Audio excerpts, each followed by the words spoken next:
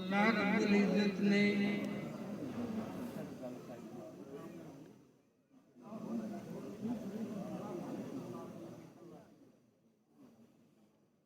आप तमाम हजरात को एक बहुत बड़े काम के लिए और एक बहुत बड़े इनाम के लिए, बहुत बड़े काम के लिए और बहुत बड़े इनाम के लिए। काम के बाद इनाम होता है, काम के बाद काम का नतीजा मिलता है, काम के बाद काम की हुसूलियाबी हासिल होती है। तो बड़े काम और बड़े इनाम के लिए बड़े अल्लाह ने आपको मुंतखब फरमाया, आपको सेलेक्ट किया। ये हम सब की बहुत बड़ी खुशनसीबी है। जब आप लोगों ने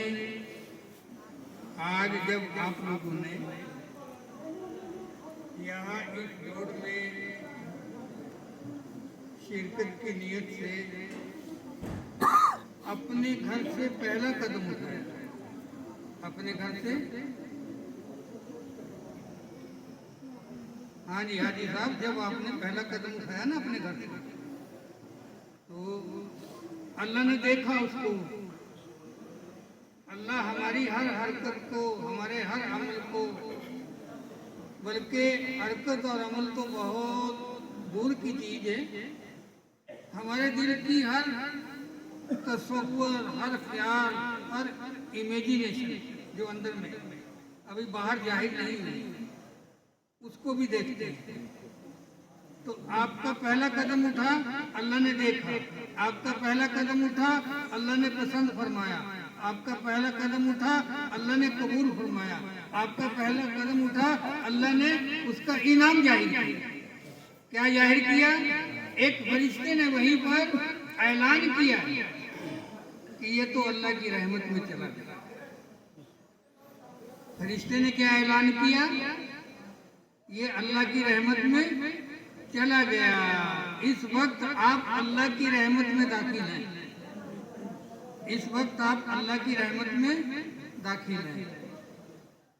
और मजलिस जब तक चलेगी, इस मजलिस में शामिल रहेंगे, तो आपको, आपके इनामात को तरक्की मिलती जाएगी, उनमें इजाफा होता चला जाएगा। फरिश्ते जो इस वक्त में यहाँ चारों तरफ मौजूद हैं और आसमानों तक है, एक के ऊपर एक हल्का बनाकर आसमानों तक पूरी मजलिस को घेरा हुआ है। तो वो फरिश्ते आपके लिए दुआ करेंगे। फरिश्ते मासूम हैं, नूरानी मखलूक है। उन मासूम फरिश्तों की, उन नूर वाले फरिश्तों की दुआ हमें मिलेगी। मजलिस का ताल्लुक मस्जिद से है, मजलिस का ताल्लुक अल्लाह के घर से है।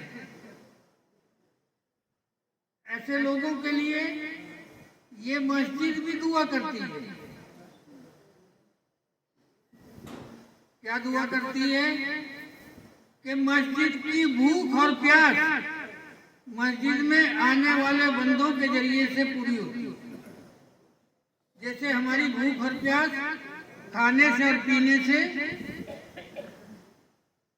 उसकी तकमील होती है, उसकी दूर होती है भूख और प्यास। ऐसे ही मस्जिद की भूख और प्यास, मस्जिद में अल्लाह के बंदे आएंगे, मस्जिद वाले अमल करेंगे, मस्जिद वाले अमल करेंगे। मस्जिद वाला अमल सिर्फ नमाज ही नहीं है, मस्जिद वाले बहुत सारे अमल हैं। मस्जिद का जो नजरिया, मस्जिद का जो कॉन्सेप्ट, वो हमने अभी समझा नहीं है। हुजूर अकरम सल्लल्लाहु अलैहि वसल्लम के जमाने में मस्जिदें 24 घंटे आबाद रहती थी। आज हमारी मस्जिदें सिर्फ नमाजों के वक्त के लिए आबाद होती है, और इससे भी आगे जाए कि बहुत सारे इलाकों में साल में 2 मरतबा आबाद होती है।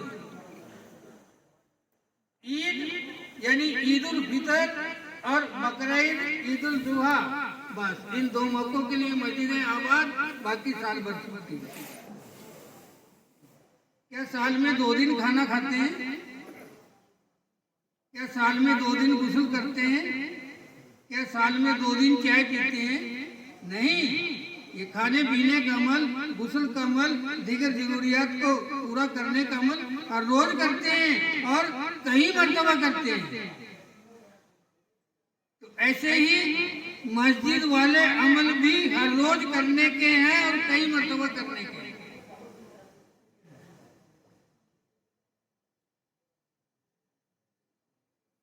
मस्जिद ईमान वालों की तरबियत गाह थी, ईमान वालों का ट्रेनिंग सेंटर था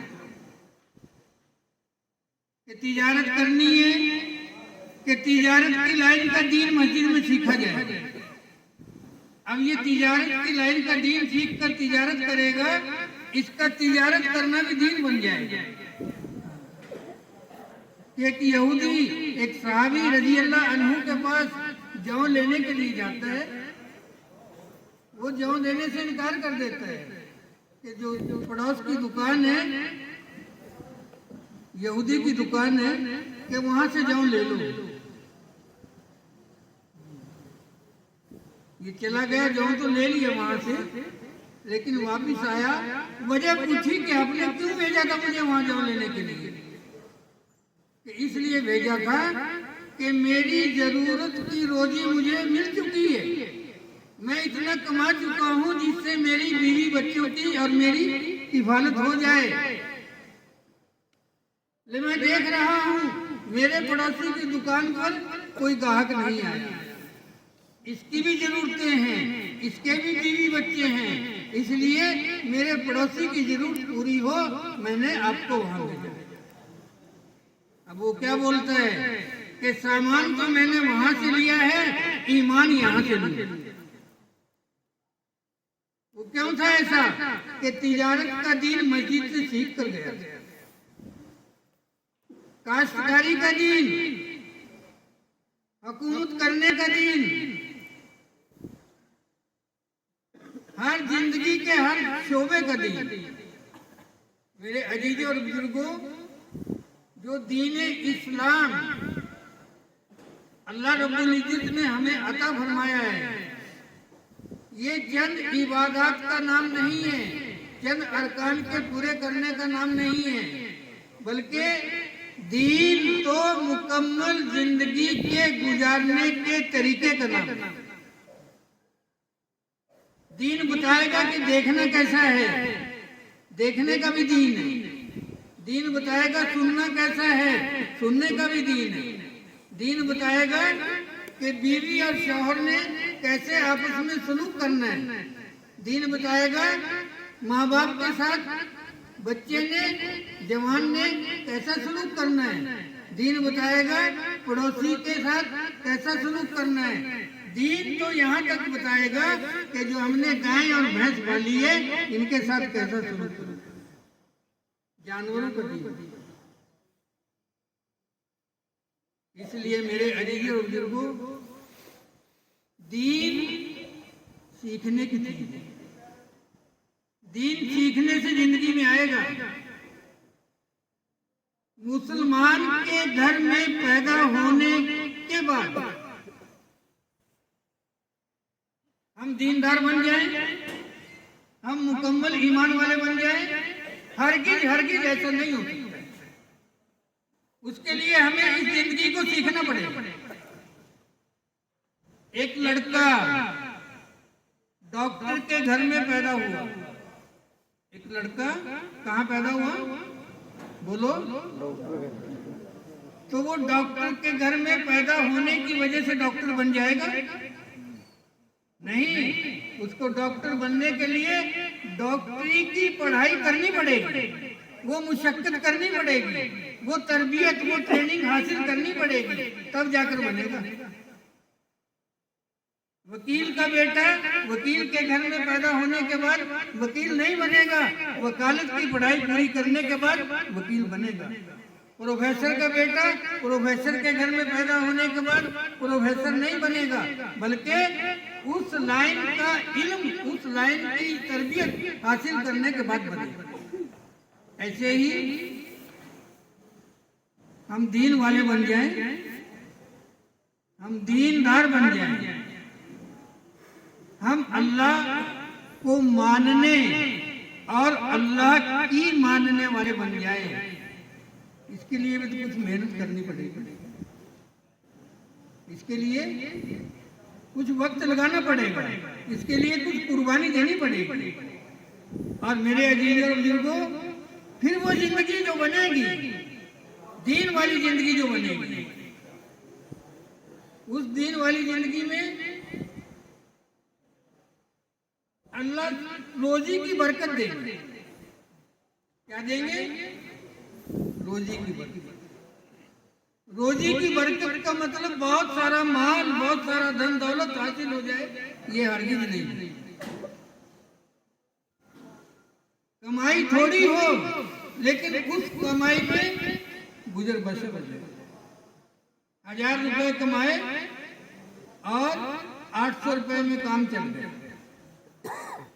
1000 रुपए कमाए, 1500 रुपए का खर्च आ गया,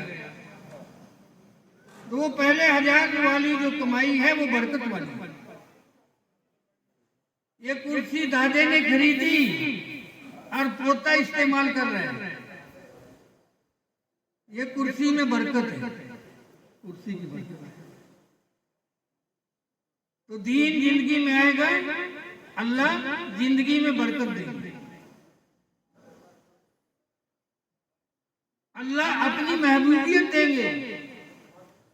ऐसे बंदे को, ऐसे बंदों को अल्लाह अपना महबूब बनाते हैं। अल्लाह की एक तरतीब है, एक सिस्टम है अल्लाह का, कि जब अल्लाह किसी बंदे से मोहब्बत करते हैं तो अपने अर्श पर हजरत जिब्रील अलैहिस्सलाम को तलब फरमाते हैं और यूं फरमाते हैं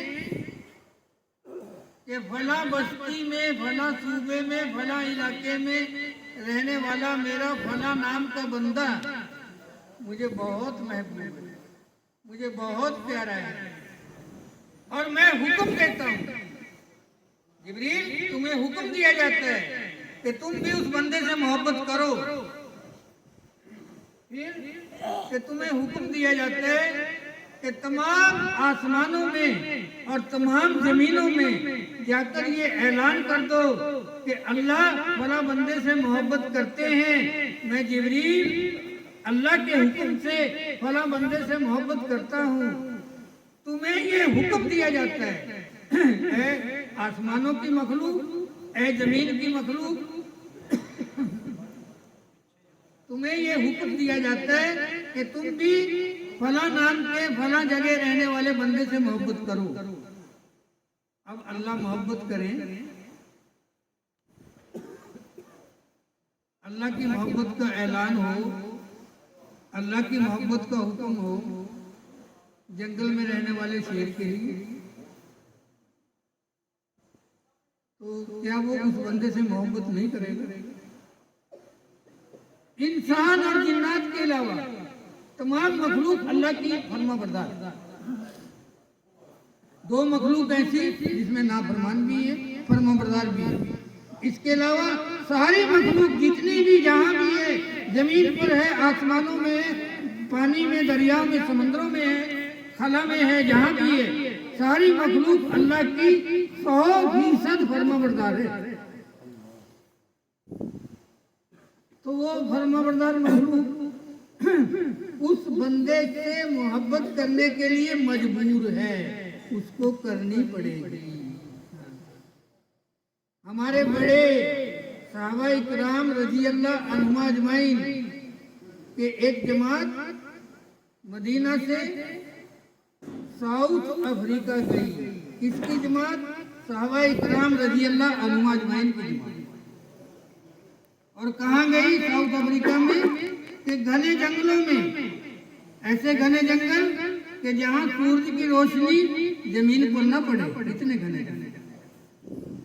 एक सहाबी हैं हजरत सफीना रजी अल्लाह अन्हु, किसी हाजत के लिए, किसी जरूरत के लिए अपने साथियों से अलग हुए और रास्ता भूल गए, जमात छूट गई, जमात छूट गई, अकेले रह गए, तन्हा रह गए।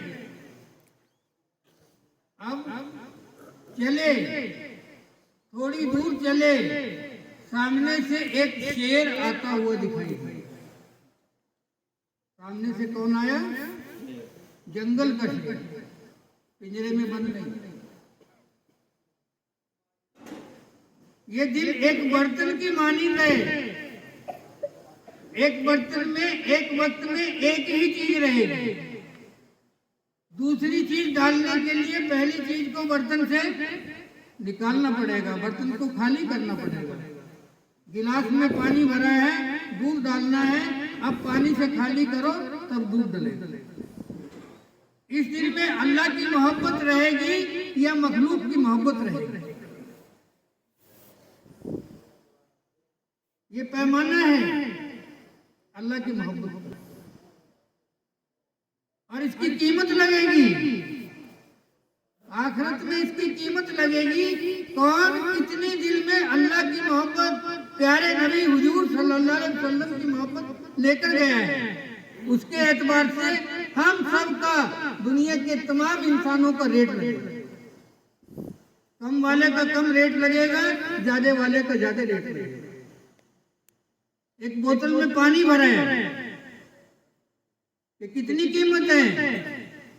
कि 20 रुपए, 25 रुपए।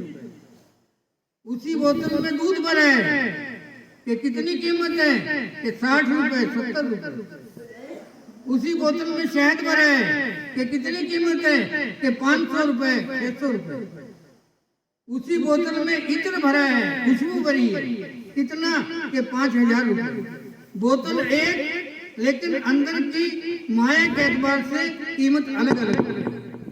इंसानों की शक्ल सूरत एक, हमारा ढांचा एक, फिजिकल स्ट्रक्चर एक, लेकिन जो जितनी दिल की माया को, दिल की दौलत को, दिल के खजाने को लेकर दुनिया से गया, उस एतबार से उसकी कीमत लगेगी, हम सब की कीमत लगेगी।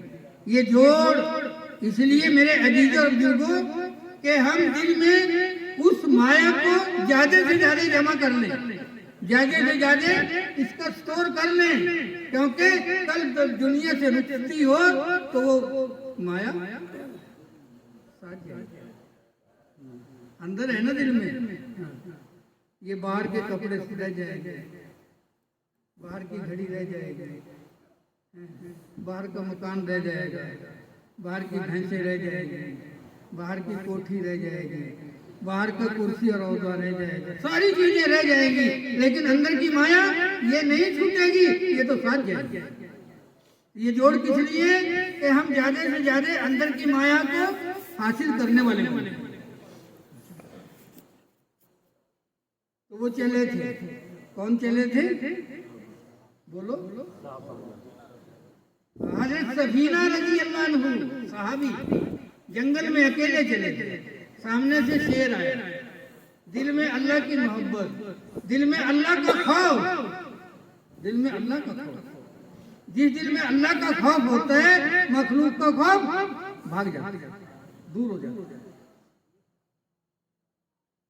तो शेर को मुखातिब होकर यूं फरमाया, ऐ शेर, आगे कदम बढ़ाने से पहले मेरी बात सुन ले, कोई हरकत करने से पहले मेरी बात सुन ले। मैं अल्लाह के दीन का मुजाहिद, अल्लाह के दीन की मेहनत करने वाला, अल्लाह के रास्ते में चलने वाला, जैसे ये जमातें अल्लाह के रास्ते में चलती हैं, उस जमाने की वो जमात थी अल्लाह के रास्ते में। और हुजूर पाक सल्लल्लाहु अलैहि वसल्लम का गुलाम अल्लाह के लिए निकला, अल्लाह के दीन की मेहनत के लिए निकला, इस वक्त अपने साथियों से बिछड़ गया, अकेला रह गया। कल क़यामत के दिन तेरी पेशी और मेरी हाजिरी अल्लाह के दरबार में होगी। तुझे अपने अमल का, अपनी हरकत का, अपनी करतूत का जवाब देना होगा। कोई हरकत करने से पहले, कोई करतूत करने से पहले अच्छी तरह से सोच ले कि उस मालिक के सामने जवाब देना है। अब तेरा जो जी चाहे कर ले, मैंने तुझे पैगाम दे दिया, मैंने तुझे दावत दे दी है। यूं लिखा है मुफस्सिरीन ने किताबों में कि ये बात सुनकर शेर आया, कदमों में बैठ गया और अपनी दुम हिलाने लगा, जैसे किसी का पालतू कुत्ता उसके पास आकर ऐसे, फिर उठा, खड़ा हुआ और चला। एक दो राहे पर पहुंचा जहां से रास्ता दो हिस्सों में तकसीम होता है। एक समत में मुंह करके इशारा करता है, बुलाता है, गोया के अपनी जुबान में यूं कहता है, हजरत आप इस रास्ते से जाइए, इस रास्ते से जाने पर आपको आपके साथी मिलेंगे।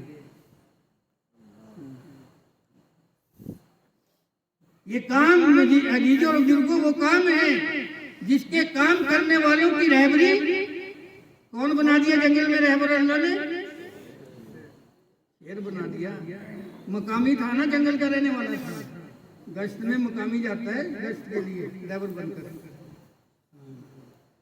तो इस काम की रहबरी तो शेरों ने की है, चीतों ने की है, मूजी जानवरों ने की है, हवाओं ने की है, दरियाओं ने की है। इस काम की रहबरी तो जिस मखलूक से चाहे अल्लाह करा ले। काम करने वाले काम के लिए खड़े हो जाए, रहबरी होगी। काम करने वाले काम के लिए खड़े हो जाए, रहबरी होगी। कौन कराएगा? अल्लाह कराएगा। हिफाजत होगी, कौन कराएगा? अल्लाह कराएगा। तो जब वो हज़रत सफीना रज़ी अल्लाह अन्हा शेर का इशारा किए हुए रास्ते पर आगे बढ़े तो शेर हल्के से गुर्राया, शेर हल्के से गुर्राया, गोया के उसने अपनी जुबान में ये कहा, जिस नबी का तू गुलाम उस नबी को मेरा चला।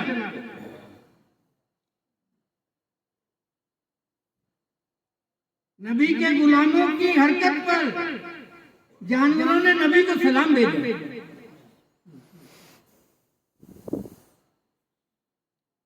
ऐसे उम्मती पर,